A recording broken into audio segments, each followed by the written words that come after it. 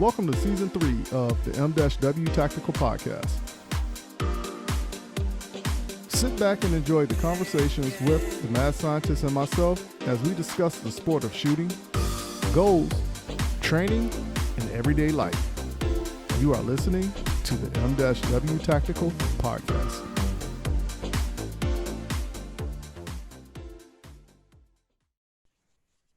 All right, good people. We're back at it again. Another installation of the M-W Tactical Podcast. And we are officially into the first week of the new year, even though it's Tuesday. But let's see what Saturday is going to hold. And let's kind of see if we could judge the remainder of the year going into this first week. All right. First things first, I would like to say thank you to our show sponsor this week, being Primary Arms. Check out everything Primary Arms has to offer as far as your optics for your firearms. I actually run Primary Arms on all my rifles, and I made that change maybe a year and a half, 2 years ago. And it has nothing to do with the partnership I had with Primary Arms. It's just the fact that it made sense to me. So head on over to the YouTube channel, the M-W Tactical YouTube channel, and check out the reviews on some of the products that I done for Primary Arms. I don't think you'll be disappointed. And if you're new into firearms, this might be a great way to start off, with a great product from Primary Arms. Also, I want to remind you that the South Carolina section is taking place April 30th through May 2nd. Registration is now open. So we are looking forward to having everybody come out there, enjoy the fun with us, conversate, take pictures, videos, and most importantly, have fun shooting in a safe environment. Without further ado, I'm going to do it. So here we go. Bring in to the microphone my main man, my mother from another mother, the dude who I always call and nag at the most inopportune time. When I always hit him up, it's always something about firearms and any gist of the way how you want to twist it. So I want to bring in the mad scientist himself, Dave. What's going on, Dave? What's going on, Mike? Not too much, my man. So I've used some Primary Arms optics too, and they're great optics. I've been pleased with them as well. I appreciate their sponsorship for the show and what they're doing for the SC section match. Yeah, we've got some good stuff. The story for me and Primary Arms is pretty interesting. How that linked up started. The link up between us, and the person who I was talking to, I didn't know who the person was. I was just talking, just like everything else I do. But we'll get into that here in a little bit. Brief you a little bit more on that one. But I wanted to go ahead and ask you, because we didn't really go into great detail the past two shows. How was your Christmas and your New Year's? It was good. I had a good Christmas. It was pretty quiet. We normally don't do a whole lot. Fortunately, we don't have to travel much. My wife and I moved back to where we grew up and went to high school, and both of our parents live here as well, in South Carolina. So we don't have to travel a whole lot. And it makes holidays bit easier for us anyway.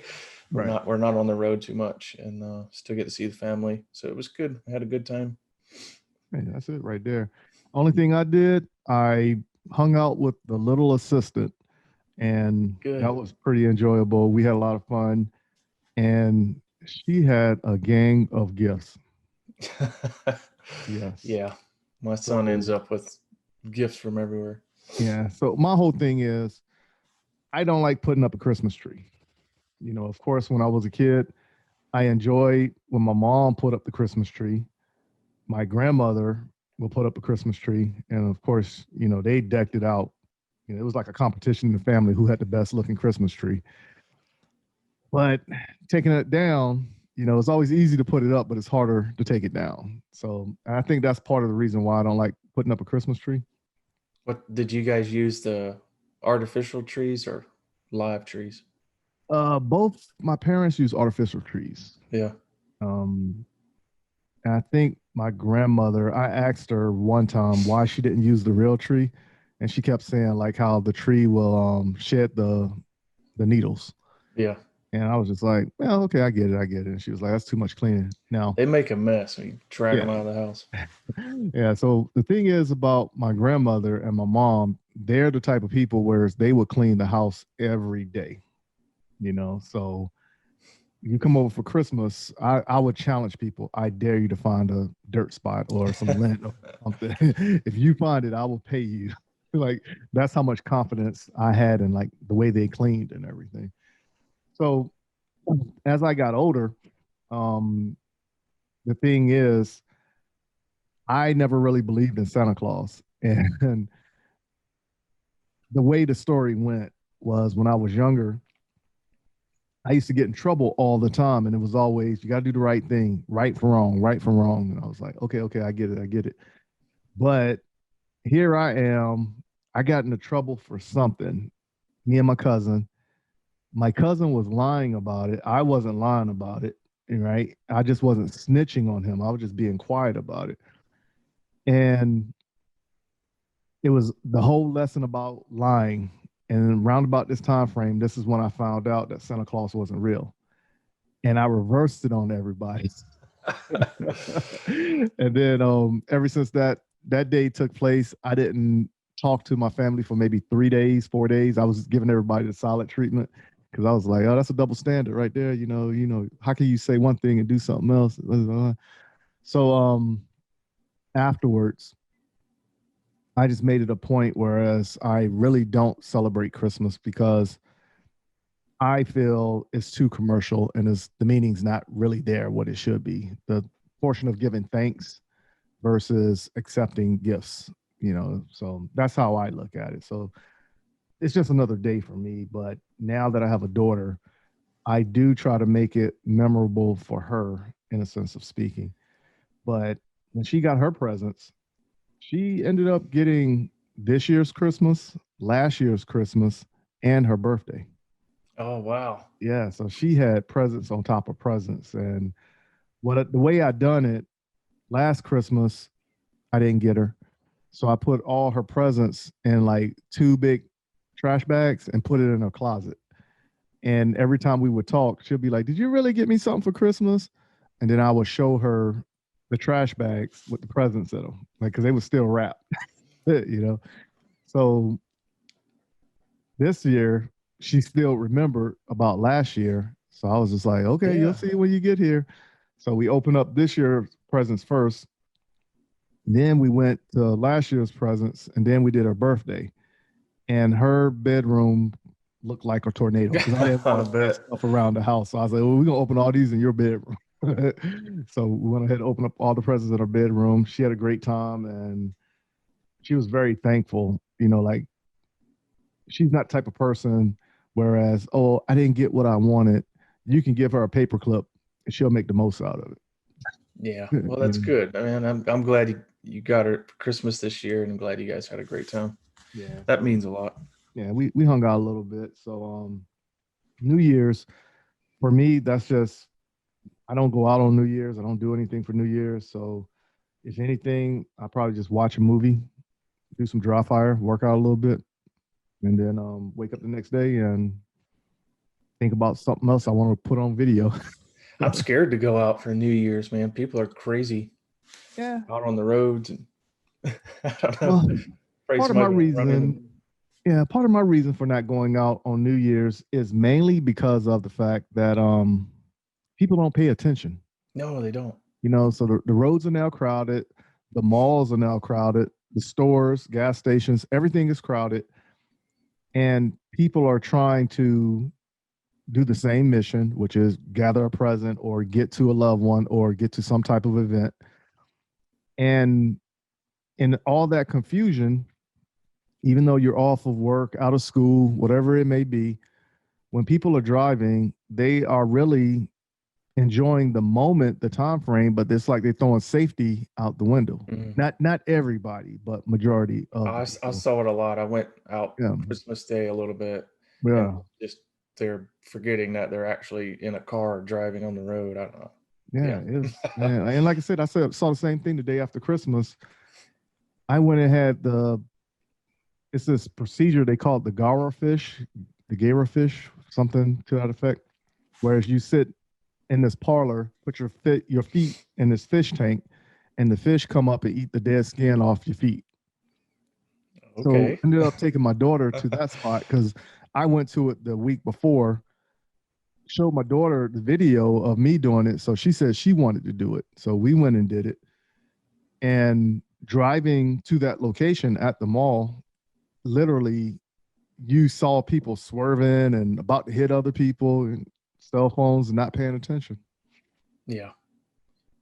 But let's take a quick commercial break. And when we come back, I'm going to tell you the link up between myself and Primary Arms.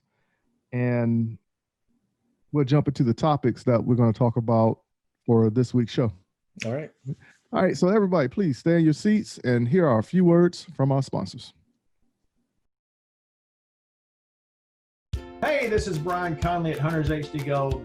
If you've never tried Hunters HD Gold, then I challenge you to find me at a match next year. Go to the website under scheduled events, find out where I'm going to be. Come meet me in person and demo a pair for yourself. Find out why shooters across the United States are changing to Hunters HD Gold to get 43% more light to their eyes, better contrast, eyes that are not fatigued at the end of the day based on the colors that we use, and find out the real meaning of why they change so you don't have to. So check us out on our website, huntershdgold.com, and I look forward to seeing you at the range soon. JM4 Tactical has developed a state-of-the-art polymer holster that will quickly become your go-to holster. With high-quality Herman oak leather, securely sewn to the interior of the molded outer bolt-on shell, your draw becomes silent and no more scratches up and down your firearm. When seconds count, you can rest assured that you will have the upper hand when you need it most. Whether you carry open or concealed, the Relic holster is available in 4 different models, fitting over hundreds of different style guns. The new reliable, easy, light, individual carry holster by JM4 Tactical. Order your Relic today at jm4tactical.com.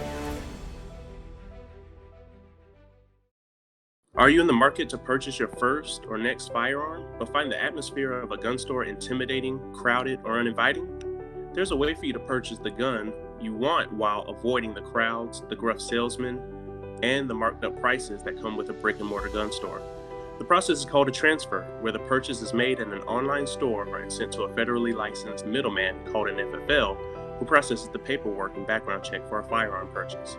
CAE Transfers is the FFL with the lowest transfer cost in the Midlands at only $20 or $15 with the presentation of a South Carolina concealed weapons permit and $10 for repeat customers.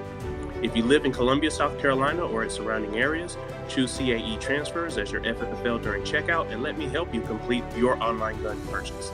You can find and follow CAE Transfers online at Facebook, Twitter, and Instagram using @CAE Transfers. Thank you for your business, and I look forward to seeing you soon. All right, good people. We're back at it again. Another installation of the M-W Tactical Podcast. And first and foremost, I do want to thank everyone who is listening, both everyone in the United States and the international audience as well. So Merry Christmas, Happy Holidays, Happy New Year's, whatever category you fall into. May it be joyous and may you enjoy that time with your family and loved ones. Before the commercial break, I told you I was going to tell you the story about what took place between me and Primary Arms. Yeah. Yeah. So this was maybe 4 years ago. And I'm popping doing product reviews at this time frame, talking to various companies about their product and helping them with advertisement in a sense, or advertising in a sense.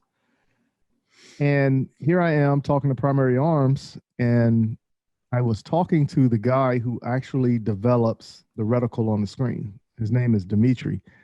And when we were sitting there talking, you know, he's asking me valid questions and I'm answering the questions honestly. And I'm not fluffing up anything. And he was like, hey, man, I like you. I like you. And I was stuck on this one scope that they had. And I wanted it for my AR-15. Mm-hmm. Because when I first got out of the military, I was going to try to dive into 3-gun. And I wanted to get my AR-15 right for a 3-gun. So we sat there, we was talking, and the scope that I wanted to get from him, I want to say it was like $900, maybe $1,000. But he was saying, hey, I'm trying to give you the scope for free, and you're not listening to me. And I was like, yeah, I'm trying to tell you why I want the other scope, but I mean, if I have to pay for it, I'll pay for it, you know. And he was like, no, no, no. All right, let's do this. I'm gonna send you this scope. If you don't like it, you just write me, tell me you don't like it, and you can just give it away to anybody. I was like, all right, cool.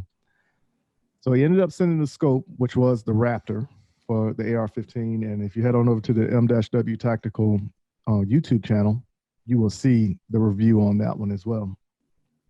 And went out there and I shot it. I was like, man, this isn't bad. The one thing I got spoiled with being in the military, all the reticles and scopes that I was using all had reference numbers on the side of it. Mm-hmm. But the Raptor didn't have the numbers on the side of it. The other one that I wanted, that was the Platinum series above the Raptor, it had the number reference system in it. Makes it a little quicker, I think. Yeah, it makes it a whole lot quicker. But when I started using the Raptor, because the way everything was set up, you know, you had the triangle and the tip of the triangle was like 100 yards. The point under the tip of the triangle, that's your 200 yards. Then you had your 300, so forth and so forth, you know, going down. And I was real fast on it. And I was like, oh, okay, I like this. I like this. So I hit them back up, told them I liked it. Went back out to the range like on a Wednesday and a Thursday, played with it some more. And then that Friday and Saturday, I think I went out and recorded everything, put together the review video. So that's how the partnership between Primary Arms and myself started. And they actually hit me back and they was like, wow, we really like how you did the content, and your explanation makes it very easy for somebody to pick up. And I was like, oh, okay, well, no problem. Oh, Thank good.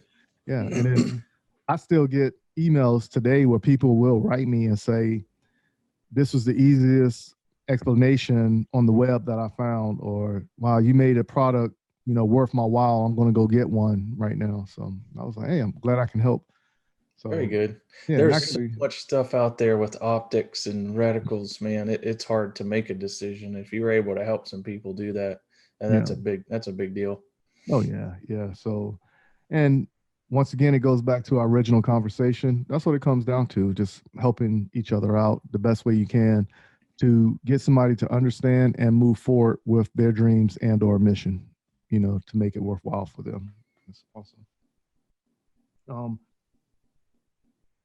Last week, we talked a little bit about red dots, and I made the comment that eventually here in the future, by the end of the year, I might take a break from limited and try to dive into the Carry Optics platform and then come back to limited, of course. And you stated that you had to send yours off to get repairs. Right? Yeah. I sent one off to Seymour. It started just having some flickering issues and cut off on me a few times at a match.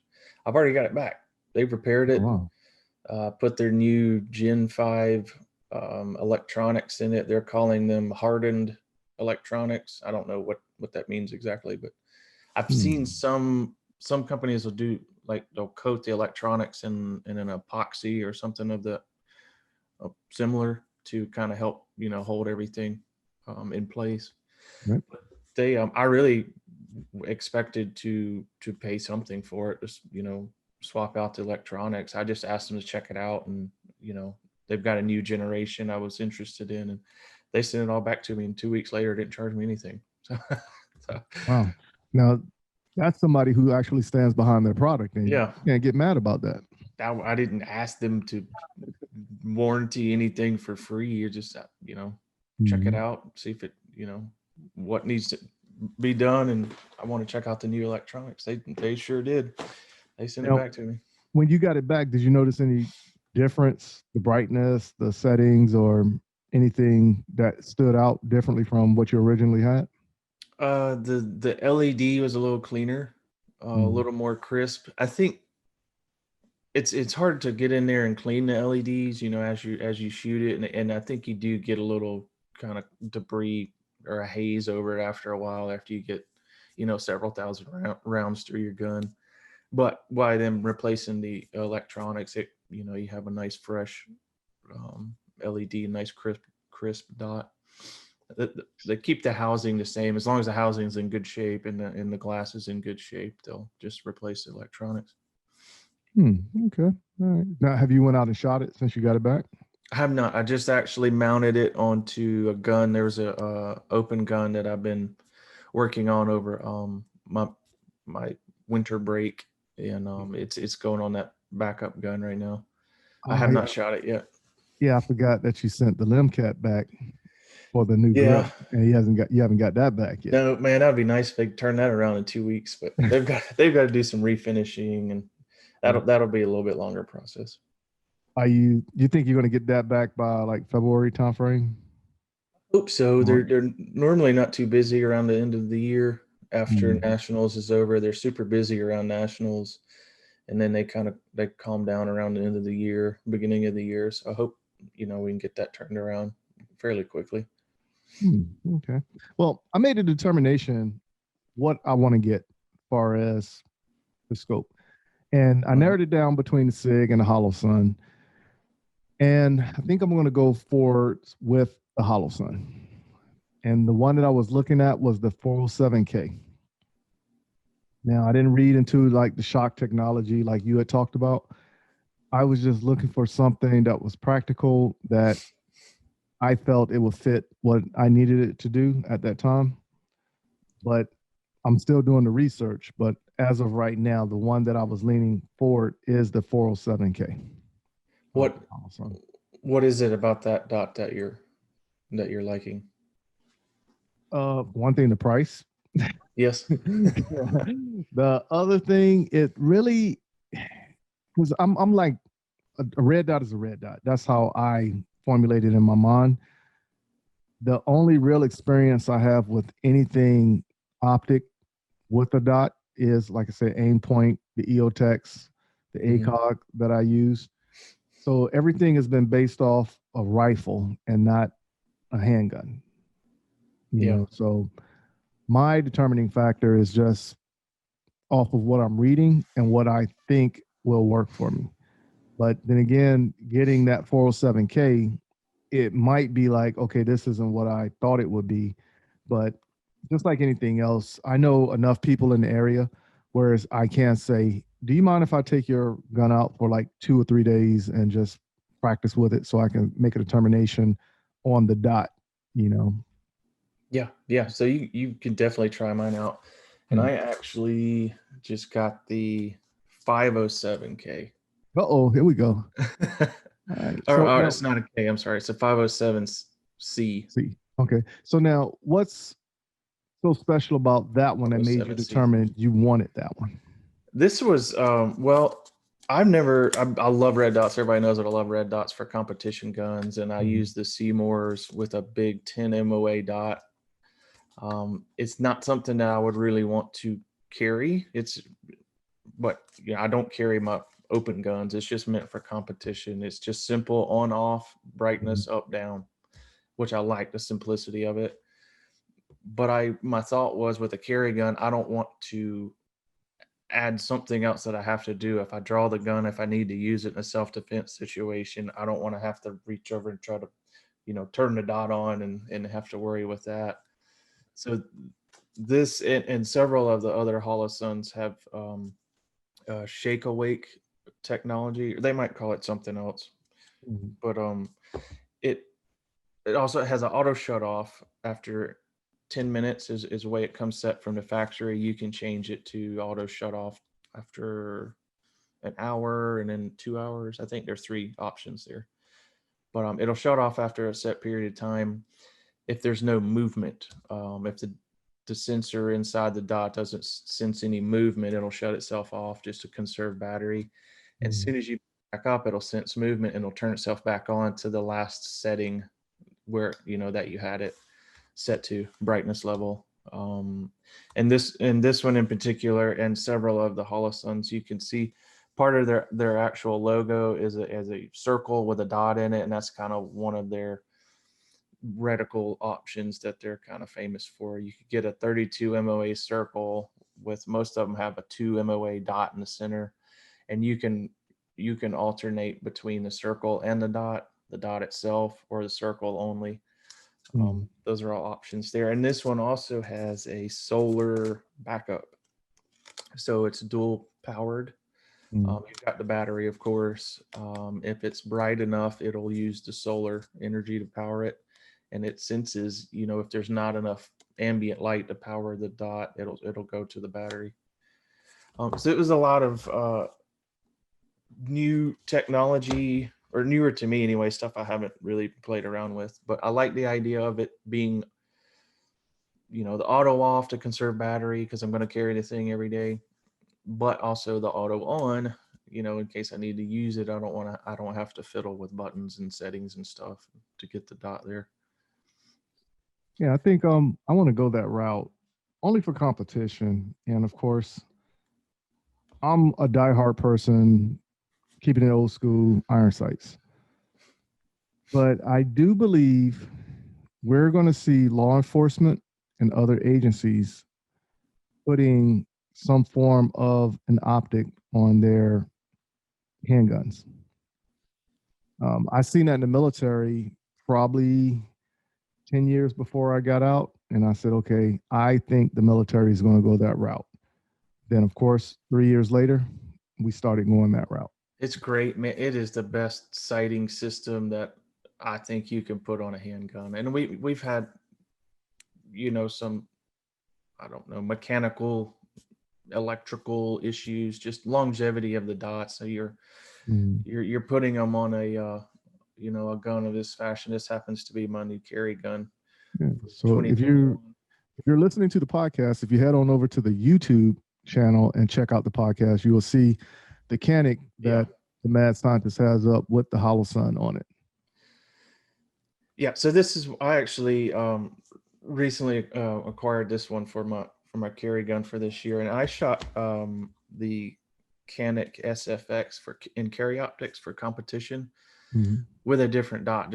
Actually, I had a Vortex Viper 6 MOA, I think, on that one, and wanted to step back up to a little bit larger carry gun, and was I'm familiar with this platform. I'm happy with it. It shoots great, but it's a little bit smaller, a little easier to carry, and I wanted to try a red dot finally on my carry gun. I've been carrying forever and was never really comfortable enough to put a red dot on a carry gun because of that you always had to turn it on and off. Right.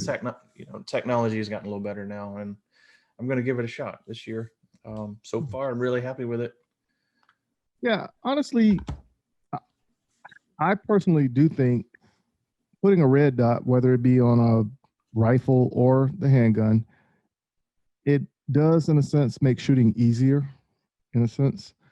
Whereas you're not so much looking for the iron sight, so taking the time to try to line it up. You just find the dot, and if you see the dot, you pull it. You're hitting whatever you're looking at. It's where your shot's going, wherever that dot is. All right. So I think that's a good thing. So I'm actually looking forward to diving into it, but of course I'm still doing my research on everything. Yeah, I can just tell you about this one. As far as carry guns, I've used some other competition dots and stuff, but I wanted to try this as a carry option. This gun here, I always got a weapon mounted light on there. I'm a good big advocate for that for a carry gun. I always like to have a light on as well. You need to illuminate your target. If you're gonna use your gun, you need to make sure you can clearly identify what you're shooting at. Right. Now, the last show we talked about red dots. You had mentioned something about the plate. So did you have to go out and get a different plate or to mount that red dot onto the Canic, or did you already have one that mounted onto it?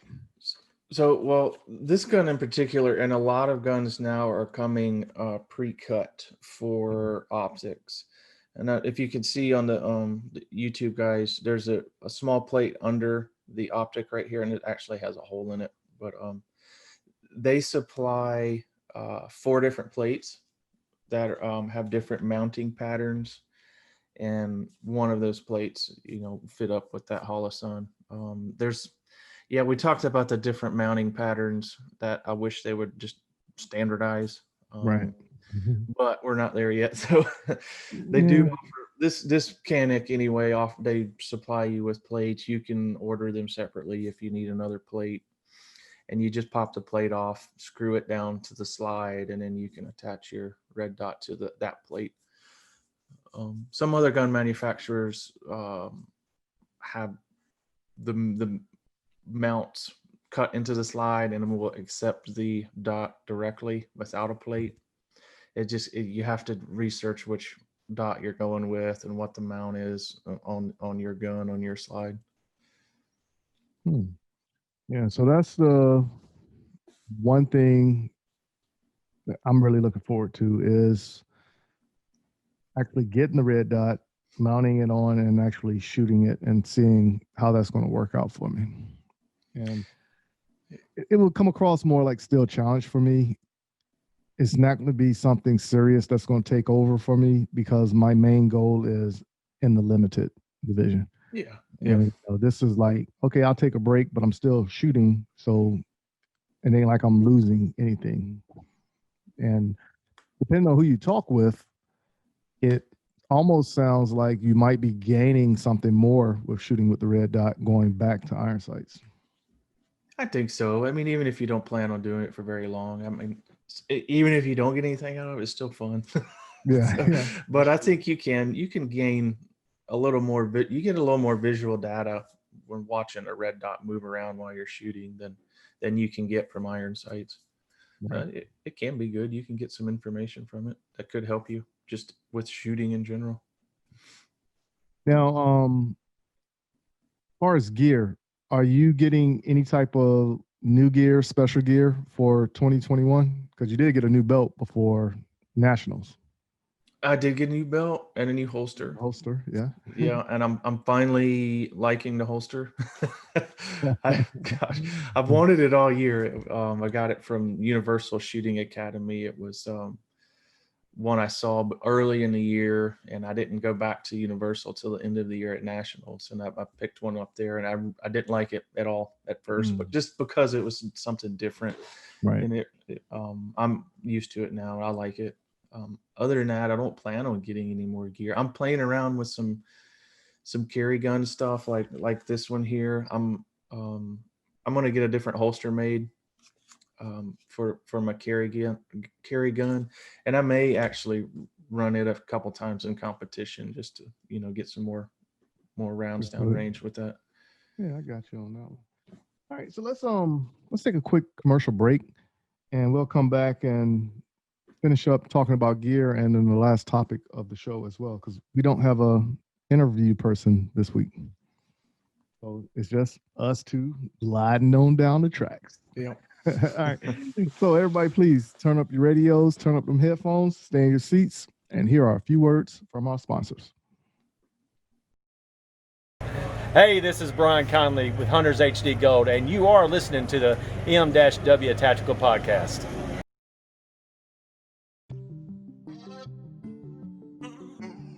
What's up, good people? Thank you for taking the time and listening to the M-W Tactical Podcast.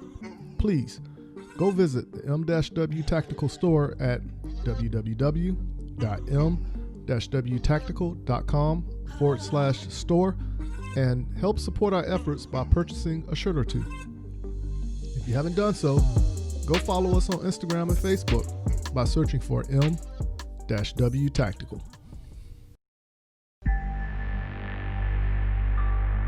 The Gun Cleaners. Our solvent is, I think, second to none. Our lube is second to none. Our lube's heavier than water, which is just a huge thing. People don't really put a lot of thought into that, just how huge that is to have on your gun, especially with concealed carry. The Gun Cleaners. Oh, yeah, most definitely. You're going to sweat a lot of the other lubes off. With ours, it'll stay there. The Gun Cleaners. And maintaining the quality of the process, the quality of the end result is another, and you guys are able to do both with the process that you have there. Order your supply of the lube and the solvent at www.theguncleaners.com. I'm Jason Pratt, Masterclass USPSA shooter, owner of Brass Monkey Bullets. If you're interested in competition bullets, visit www.brassmonkeybulletsllc.com or call me at 423-967-1063. For more information, my email is brassmonkeybulletsllc@gmail.com. Thank you.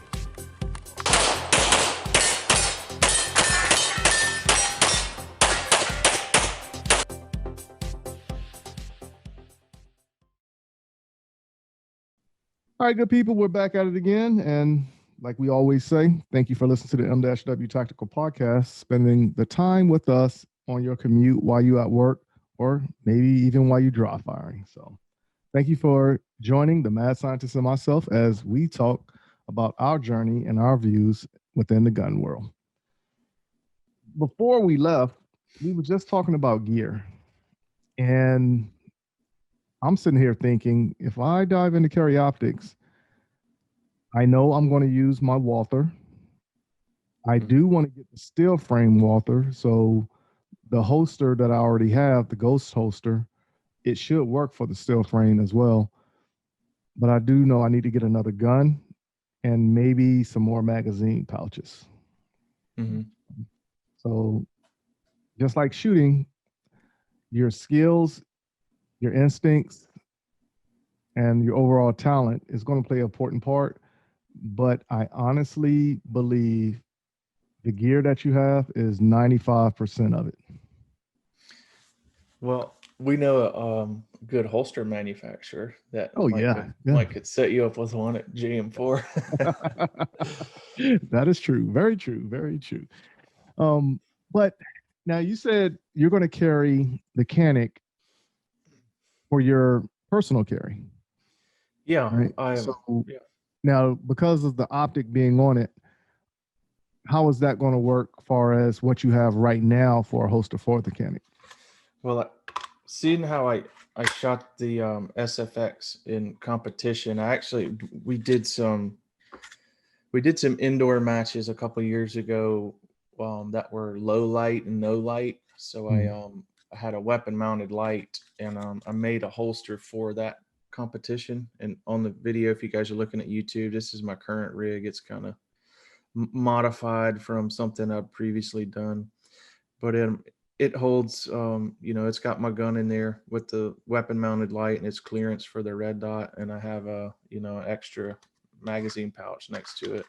And it's an appendix inside the waistband rig. It's something I really just modified from some stuff I already had. I'd like to get another custom holster made for it at some point soon. But what I have now is working well. Yeah. It looks good. Now, you are one that says you like the weapon mounted light on the firearm. I do. I don't like the weapon mounted light on the firearm, but I do believe in using the flashlight when you have one. I used to carry one around with me all the time until it either got lost or stolen. Yeah. But I just need to get another light to carry around with me every day. And the light that I was carrying was an M-Force flashlight, and just regular push button on the back. Mm-hmm. But even in the military, I didn't like the light mounted on my firearm. And when we used to do certain trainings with the handgun, I was probably like 2 or 3 people that literally carried the flashlight in my support hand.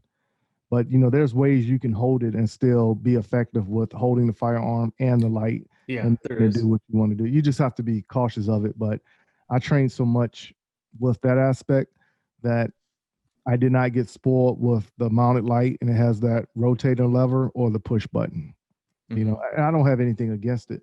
It's just I don't think it would be comfortable to carry with the flashlight on the firearm in a concealment. Well, it definitely adds some bulk, if you can see there on the video. I mean, it's not a small package to carry, but it was, I made the decision to go up to a full-size gun. I started when I first started carrying. I started with the Glock 19, which is, they call it a compact, but it's pretty decent sized gun to carry.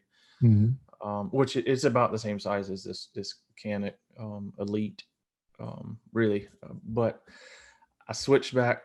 I don't know. I carried that for a couple of years, and then the subcompact 9mm started coming out and coming to market, which were mostly single stack 9mm. They're thinner, shorter, easier to carry, a lot more comfortable.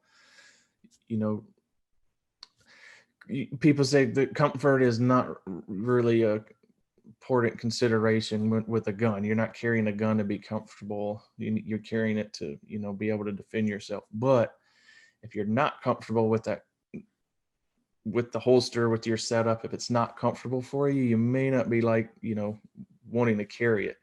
So whatever it is, it needs to be comfortable so you'll actually be confident carrying a thing every day and want to carry it every day.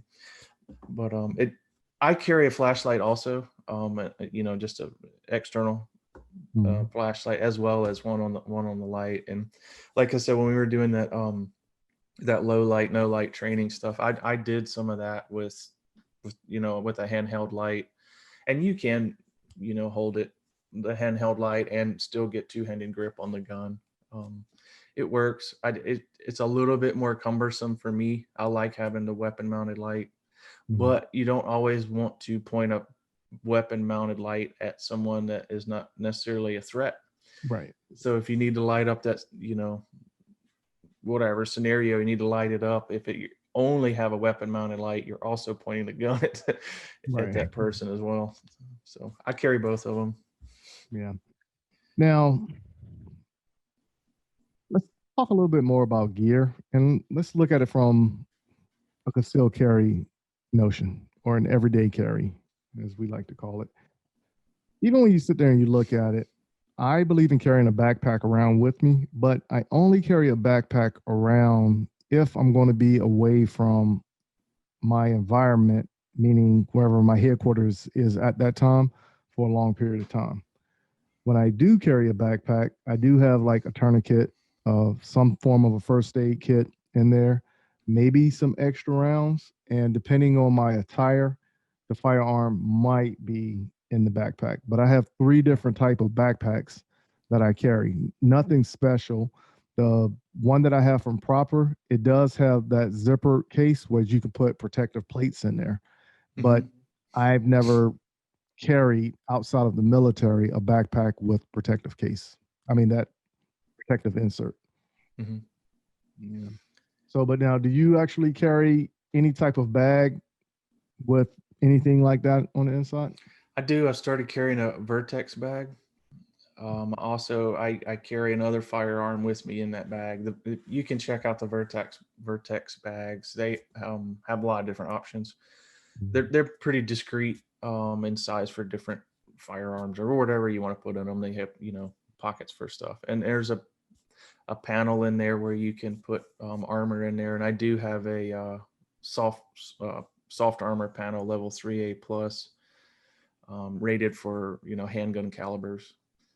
Okay. And I have the same stuff. I have some first aid equipment in there, some tourniquet, a couple tourniquets actually, little multi-tool, just some general stuff that might need. Oh, you went fancy with it. You saying Vertex? You done took it was a commitment. Yes. It took I had to save some money for it. Oh man, yeah. See, I use the Proper bag, and then I have an Oakley bag, and the Oakley bag has like a bunch of clips. It almost looks like you can attach it if you're doing any type of jumping out of an airplane with a parachute. I forgot the name of it. It's not the kitchen sink. It's the other one. More like a laptop bag or something. That's what I feel like I'm carrying around with me sometimes. And my third bag is just like a Molly bag that it's really big, and normally, like in the wintertime, if you see me with that bag, there's a jacket of some such in the bag. But, you know, in the summertime and spring, in that bag, like I said, it's small stuff in there, business cards, ink pens, maybe a set of headphones, first aid kit, the tourniquet, you know, a rag of some sort. It's little knickknacks that, you know, I would probably need depending on the conditions that I'm in and everything. Have you ever looked at or dove into anything as far as like bulletproof clothing? I've looked at it some. I have not tested any of it. Haven't gone that route. It would that would require another level of you know, concealed carry commitment, I think. Right. I feel, I don't know. Of course, it wouldn't be a bad idea, but I have that panel in the backpack. But you know, you can flip it around, wear it on the front real quick. You know, to act as a vest if need be.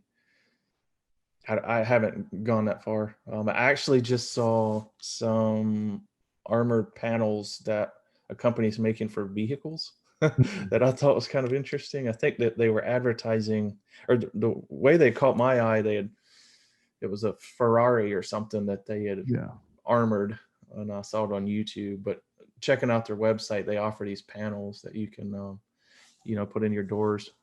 It seemed kind of interesting. I don't know.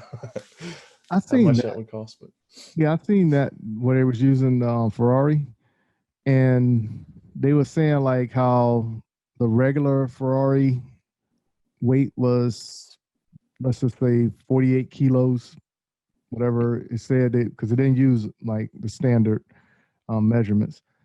And with the up armor, it wasn't much difference. I think it was actually less than the original weight of the vehicle. And I was like, how's that possible? But then they were saying they went in and they was taking off certain things that wasn't really needed just to save on the weight because of the armor, you know, stuff. And like if it went over, it was like 2 or 3 over the number. But if it was under, it was 2 or 3 under the number. It was really close. But I seen that same video, but that was like maybe 3 weeks ago. Yeah, it was just something interesting I haven't seen before as far as armor goes. Yeah, so you pretty much do the same thing I do. Just go to YouTube and just start searching for stuff and looking at various things. Yeah. So when I saw that, and it brought back a memory of, there's a company out west. They actually make bulletproof clothing. Like you can buy a shirt and it's actually bulletproof. Now, of course, the price of this stuff is going to be up there, like $1,000, $2,000, $3,000, depending on what you get. And I want to say it was between November and December, 10 people called me asking about bulletproof clothing.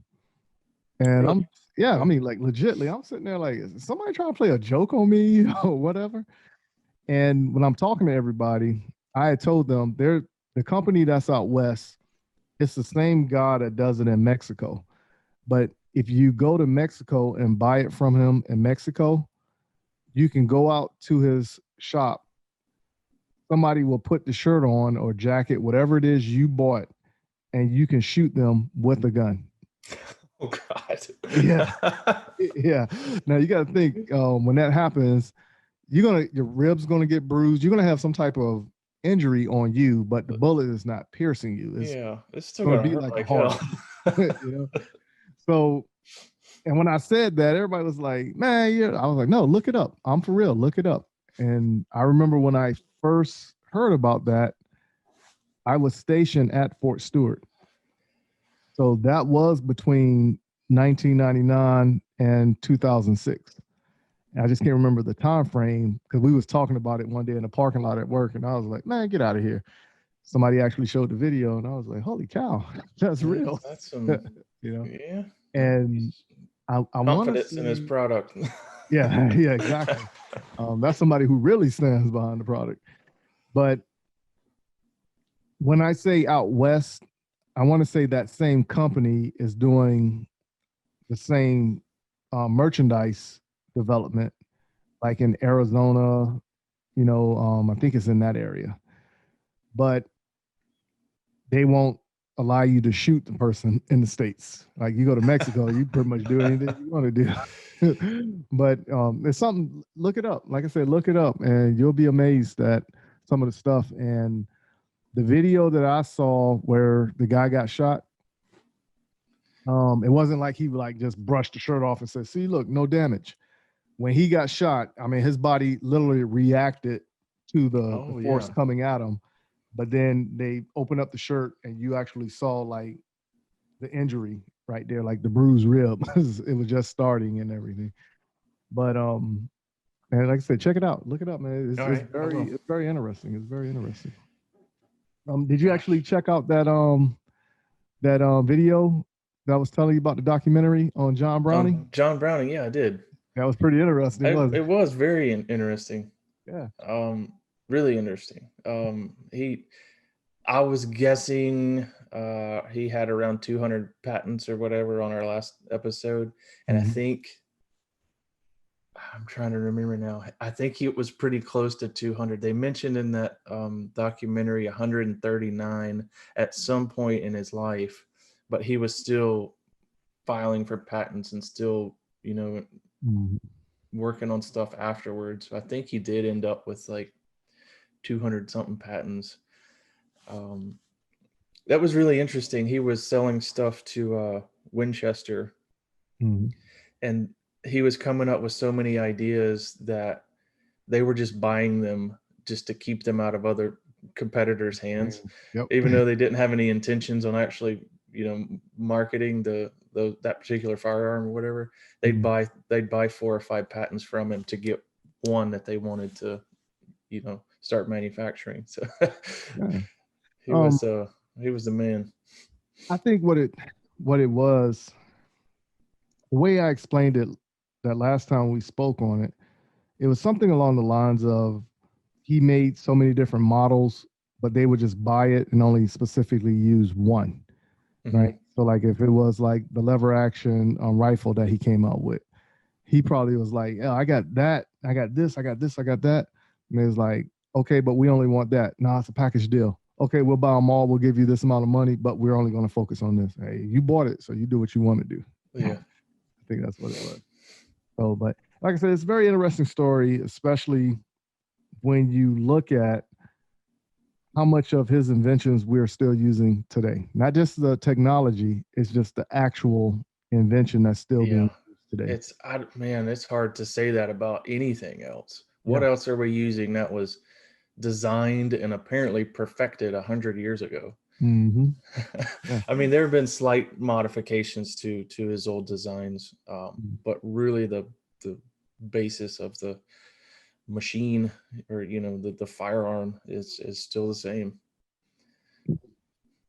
I actually want to bring in people and hear their thoughts on stuff like that, because I think it's interesting when you look at something that was invented over 100 years ago and we're still using it today. Just like the doorknob. When was the doorknob invented? But look at how the technology changed with the doorknob in itself, and it's only so much you can do to a doorknob, but where they got at with it now, okay, you got the cheaper version, then you got the ones that's harder to pick, like if you try to use a picking lock to try to break into whatever, like I said, the technology is just advances over the course of time. I had to pick my own lock yesterday. I left my house key when I went to the range. I left my house key at home. But that's one of the things I carry in my kit with me is a lock pick. Man, I used to carry my lock picking set around with me all the time, and what actually ended up taking place, a friend of mine up in Virginia, I was home visiting up in Virginia, and she ended up locking herself out of her place. Her husband, he's a truck driver, so he was nowhere around. So she was like, I'm gonna call him. I never told her I can pick the lock. And, of course, when he on the phone with her, he was like, kick the door in. I'll fix it when I get home. Well, when are you coming home? A week and a half later. Like, well, that's not going to work. And then when she called the locksmith, because it was like a holiday season, of course, the prices shot up because of the time frame and everything. Yeah. So when I sat there and I was like, let me try, so I just told her to sit in the car or whatever. And I was like, I hope nobody called the cops. Yeah. That's what happened. I called the cops. Oh, did they? Yeah. I'm sitting there, on my hands, like on my knees, sitting there, picking the lock and everything. And, That always makes me concerned. Yeah. It looks bad. Yeah, it looks bad. But when I actually got into the house, I want to say it took me maybe about 5 minutes, 6 minutes in total. I really didn't time it. But by the time the cops showed up, I had already opened up the door. And when I walked in, I went straight to the restroom because I had to, use the restroom. And then, of course, they coming in, they was like, excuse me, we had a report. And I was like, look, this isn't my house, but here's the owner right there. And then, of course, she was coming in about that time frame. It all got cleared up. That's good. Yeah. So it wasn't like no guns was drawn or anything like that. Yeah. It was just a very stern situation because, of course, that was a money neighborhood, and of course, a neighborhood like that, the neighbors are going to be a little bit more vigilant about a car they're not used to seeing or somebody they don't recognize. Sure. Yeah. That's what it really came down to. And well, that's good. It's good to have neighbors looking out for you. Yeah. So I wasn't upset about it. No reason to get mad because that was my neighborhood. I would want my neighbors to do the same thing. Yeah. But it wasn't like he was going on knocking on everybody's doors. Hey, don't call the cops. He's going to try to break into my house. Buddy of mine called me. May have been 2 months ago now. They had locked him and his girlfriend locked themselves out of the house.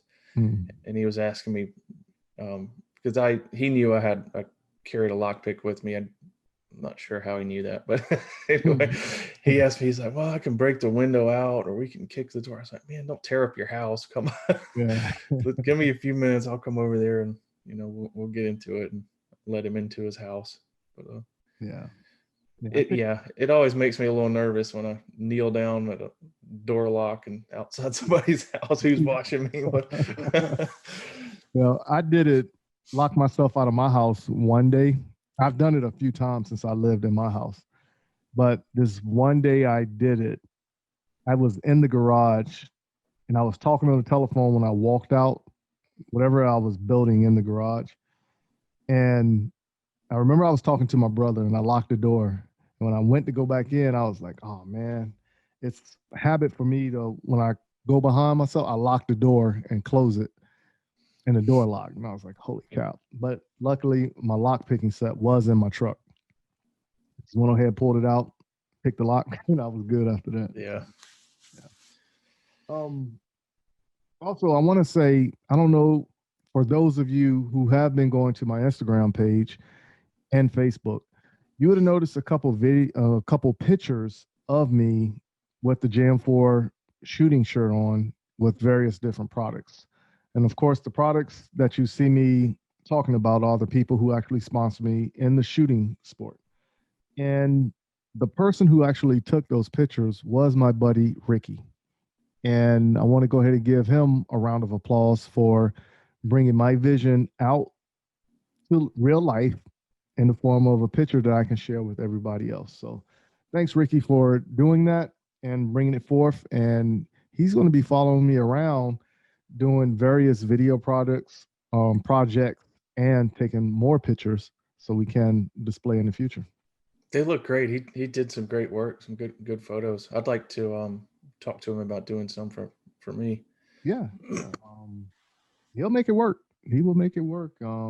He has all the equipment that you need to make it happen. So that's nothing. Just hit him up. And I'm curious to see what visions you have when it comes to bringing out your creativity like that.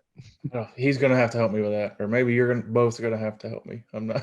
Yeah. So I'm not too good with that stuff. But the process, what I did, I hit him up because one day we went to John's house and we was just practicing. And he bought out this camera, and I was like, man, that's pretty expensive, you know. And he was like, wait till you see what's going to take place after I take the picture. So he took the picture of John. He took a picture of you was out there. No, you wasn't out there that day. Yeah, because Jenny was out there that day, and I don't think you ever came out to John's house when Jenny was. Not when Jenny was there. No. Yeah. So yeah, Jenny was out there that day, and he took pictures of everybody when they got to a certain point, like on the stage. Yeah. And the clarity, and then he was like going through the different settings. Yeah, I can make it look like this. I can make it look like that. Imagine if I was behind a computer, what can I really do? And I was like, oh man, that's awesome. So, but he always told me, hey, whatever ideas you got, because I know you're always thinking, just hit me up, and I'm very eager to work with you. And I was like, all right, no problem. So I actually did hit him up, and I told him, like, look, I just have an idea for a few pictures. So he was like, okay, we could take like what the 4 or 5 pictures you want to take, but since we already going to have the space and all the equipment out, let's just take more, you know. Like, okay, cool. So we went to the location where he took the pictures at, and of course the pictures you saw with the firearm, that was all done in my living room in my house. You know, because I couldn't take the firearm onto the premises because they had a no firearms policy. But at the same time, everything else that I done, like the gun cleaner bottles and the firearm, all that was done in my living room in my house. I was like, turned out pretty good, man. Yeah, it turned out You very did some well. good work. It also what I want to do is I'm going to put it up on Facebook Facebook and Instagram for those who want to come onto the show, just be like a call-in guest from a specific time frame. I'm just got to pick out the day between Dave and myself, and I'll keep Dave on the phone, and then when people call in, we'll be like on a 3-way chat and record the conversation, and then we'll play it back on the show. So I think that would be pretty fun also. That would be fun. Yeah, so if people will, I will say email me, direct message me or Dave, and let us know what days work best for you as far as making a call. And then we'll try to set it up. But if nobody actually writes and states, hey, this date, this time works good for me, I'll go ahead and block out a window, and then I'll keep Dave on the phone, hijack him, keep him from all his other priorities. And then we'll just wait for the person to call in, and then we'll talk, and then we'll play it back on the show. Yeah, that'll be fun. Yeah. And also, I would like everybody to actually contact us and tell us what topics you would like for us to discuss. And there might be a lucky person that will get selected, and they can come on to the show and do the co-hosting with us. So I think that will be awfully fun. Also, I haven't put much real thought into. I know we said we was going to do a giveaway. All right. So we need to figure that out. We didn't really talk about it after. Yeah, we need to figure that one out. So if you have a great idea for a giveaway, please contact either Dave or myself, either on Facebook through Messenger or the direct message through Instagram, or email us at info@m-wtactical.com and share your idea of what you think would be a great idea for a possible giveaway. All right. So actually, like I said, I have 2 of those magazine pouches, and on next week's show, I'm going to bring it out and actually show the magazine pouch that I have. Good. They're nice. I have some also. Yeah. I like them. I use them. Yeah, and like I said, I've been using mine ever since the first day I got them, because my other one that I regularly use, which was a Competitive Edge, that one I ended up spilling some drink on it. So I just took the magazines out, put it in a new pouch, and I've been using them ever since, you know. And then also, I forgot to tell you, remember how that first time you did repairs on my firearm and I came and picked it up and you had like the big envelope sleeve and I was laughing at you? What envelope? Not the red sleeve you got with the zipper on it. Oh, yeah. You carry your firearm in, like at the range. I actually ended up getting one of those also. Why were you laughing at me? Yeah. Because I was sitting there like, why are you bringing me this envelope? And you was like, oh, you can just carry it in this because you gave it to me in a paper bag. Oh, yeah. And I was like, why are you giving me this envelope? What am I doing with this envelope? So since I got the Brazos, and the case that the Brazos came in was like a hard plastic case, and I don't want to carry the hard plastic case everywhere with me because the STI came in a nylon case, and I think that's better. Yeah, the hard plastic cases are nice, but they're bulky. They take up a lot of room. Exactly. And that's what it came down to. And back, was it last year, the year before last, whatever it was, I gave you a bunch of merchandise to give away at the matches. Yeah. And one of those giveaways was the nylon cases that you could put a handgun in. And I was looking for them. And I was like, what did I do with those cases? And then, Coach B, of course, she was like, I think you gave them all today for giveaway. I did? Oh, maybe I did. Oh, you gave us a lot of stuff, man. I appreciate that. Oh, yeah. We did giveaways at, man, almost every match. Yeah. We had.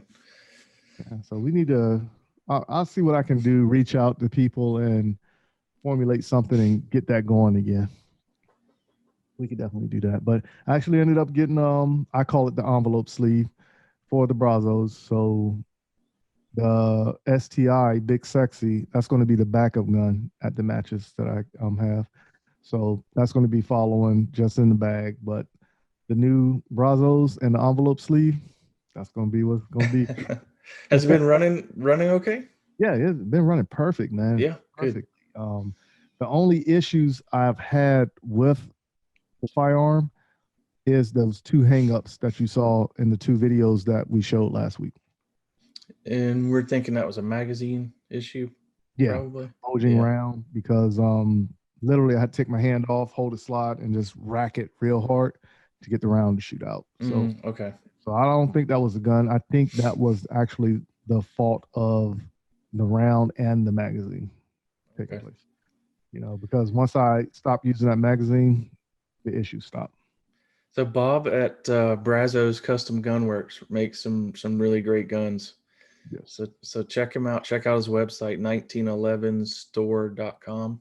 Mm-hmm. He'll set you up with whatever you need. Yeah. You have anything else you want to talk about this week before we depart until next week? No, I think we covered a lot. I hope I'm looking forward to getting a caller or two in and talking to some people, bringing some people on the show. That'd be interesting. Oh yeah, we're gonna make that happen. We definitely gonna make that happen. And I think that's gonna be a lot of fun when we actually do that as well. Yeah, we can make that happen. Actually, what I want to do is I want to bring Eli onto the show. Okay. Yeah, because we talked beforehand, and I want to say it was last year, or maybe the year before that. And I kept telling them, hey, we're going to bring you onto the show. We're going to bring you onto the show. And never did. So I'm going to keep to my word, and I'm going to bring him onto the show. He's a good dude. I actually went out to the range with him yesterday, and we worked on some guns and zeroed some red dots and did a little practice out there. But he's a good dude. Be good to have him on the show. Yeah, actually, I think that should be the first one that does the call in. Actually, we need to set that up with him to see what time frame works for him, and then bring him onto the show for the call in portion of it. He's a gun guy just like us, man. He's yeah. Trust me, I know. That's all he does. Yeah, I have a lot of fun when I talk to him. It's funny when him and Travis have their conversations together. Oh gosh, I keep waiting for them to just start fighting each other. Yeah, that is so hilarious, so hilarious. So without further ado, but if everybody will, please head on over to Instagram and give Dave a follow at CSRA Shooters. The Facebook page, CSRA Shooters. Also give me a follow on Instagram at M_W Tactical. Facebook, M-W Tactical. Check out the podcast on the YouTube channel, the M-W Tactical YouTube page. And then head on over to the website and then just look at everything else we're a part of, which is m-wtactical.com. So we got some new stuff, some fun stuff coming up, and going into 2021, we just ask everybody to please follow us on our journey in the shooting and join in on the conversations. I think it's a lot of fun to be had. That's good. So we're starting a new year. Yeah, so it's Good luck to everyone. it's coming. I think it's going to start off slow, but it's coming. I think it's coming. Yeah. We're going to have a lot of fun with this. So if everybody will, please stay in your seats. And here are a few words from our sponsors. Are you in the market to purchase your first or next firearm, but find the atmosphere of a gun store intimidating, crowded, or uninviting? There's a way for you to purchase the gun you want while avoiding the crowds, the gruff salesmen, and the marked up prices that come with a brick and mortar gun store.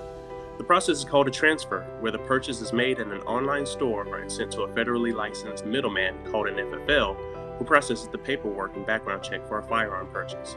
CAE Transfers is the FFL with the lowest transfer cost in the Midlands at only $20 or $15 with the presentation of a South Carolina concealed weapons permit and $10 for repeat customers. If you live in Columbia, South Carolina or its surrounding areas, choose CAE Transfers as your FFL during checkout and let me help you complete your online gun purchase. You can find and follow CAE Transfers online at Facebook, Twitter, and Instagram using @CAE Transfers. Thank you for your business, and I look forward to seeing you soon. Hey, this is Brian Conley at Hunters HD Gold. If you've never tried Hunters HD Gold, then I challenge you to find me at a match next year. Go to the website under scheduled events, find out where I'm going to be. Come meet me in person and demo a pair for yourself. Find out why shooters across the United States are changing to Hunters HD Gold to get 43% more light to their eyes, better contrast, eyes that are not fatigued at the end of the day based on the colors that we use, and find out the real meaning of why they change so you don't have to. So check us out on our website, huntershdgold.com, and I look forward to seeing you at the range soon. The Gun Cleaners. Our solvent is, I think, second to none. Our lube is second to none. Our lube's heavier than water, which is just a huge thing. People don't really put a lot of thought into that, just how huge that is to have on your gun, especially with concealed carry. The Gun Cleaners. Oh, yeah, most definitely. You know, you're going to sweat a lot of the other lubes off. With ours, it'll stay there. The Gun Cleaners. And maintaining the quality of the process, the quality of the end result is another, and you guys are able to do both with the process that you have there. Order your supply of the lube and the solvent at www.theguncleaners.com. Thank you for taking the time to hang out with us on the M-W Tactical Podcast. Remember, a new podcast comes out every Tuesday. If you can't wait for Tuesday, go listen to past episodes to catch up on what you missed. Make sure you visit www.m-wtactical.com and see what all is offered on the site, where you can even purchase M-W Tactical apparel. But please, go to our Facebook and Instagram page and follow us on our journey in the sport of competition shooting and the realm of the 2A community. Until next week, keep shooting, keep practicing, and have fun.